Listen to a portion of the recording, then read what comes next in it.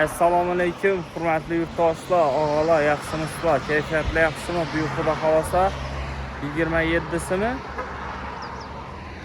27-iyun sotuvimizda sizlarga Jetta VS5 degan modelni, shunday modeldan ko'rsatamiz. Bu mashinani o'zi Qo'shko'pirdan minib o'tdilar. Minib yurgan odamlar ko'p. Dumzo'r mashina maqtab turibdilar. Sizlarga chiroyli narxda 265 million so'm beramiz yana. 23-yilda ishlab chiqarilgan, propanda 50 ming kilometr yurgan, propandan yaxshilari qo'yilgan, yumshoq balonlar qo'yilgan, kameralari bor 360, beskulchoy do'stlik, koja salon, elektronli sideniya, bellarning dizaynini qaranglar, chiroyli ishlangan. Icham keng. Monitorlari bor o'zini.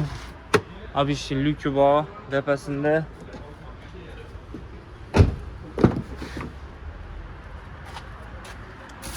Ko'zalar top-toza tutganlari. Kimchisiga bo'lgan, yuvilib, sirilib, tayyor turibdi. Motorni ko'rsatamiz. Motori demak Volkswagen motor bo'ladi ekan bu.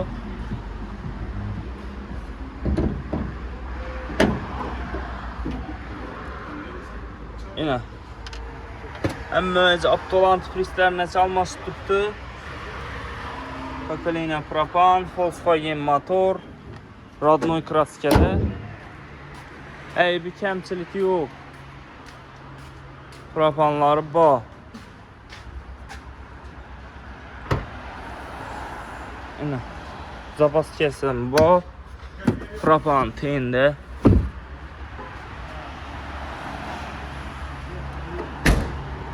$265 milyon so'm beramiz mashinani. Kelib ko'ringlar, yaxshi mashin. Haydaganda, tortganda, yurganda 1 gram ошибкasi yo'q. Qo'shko'pir avtomarketda turadi, top-toza turibdi. Kel bola orasida. Keyin bunda elektromobilimiz bor. Ion degan avtomobil 2024-yil. Hali 200 kilometr yurib turibdi, paket vaj. Bu qancha yuradi to'xta? 480 kilometr yürüyordu. Hali shot sprapga 240 milyonu içinde birinci numarını alıp paramız. 240 milyonun içinde birinci numarını mı? Yine. Ion avtomobili. Hali shot sprapga 480 kilometr yürüdü ekan bu. Panorama lükleri bor ekan. Demek içine minib tormozni bassazlar mashina avtomatik yanadi, yuridi. Kelib turib parkovkaga qo'yib o'chirsangizlar Maşinin insezde o'zi avtomatik içadi. Maşinin yanından geçsizlar. Yani arkalar ham keng. Sedan maşin, zo'r maşin. Ekonomik.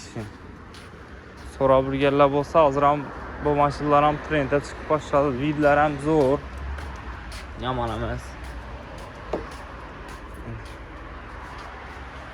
Arkasini videolari Kia'nikine o'xshab ketadi ekan. Lasetti Cruze o'xshab ketadi. Xullas, ashunday mashina. Kelib ola orasida.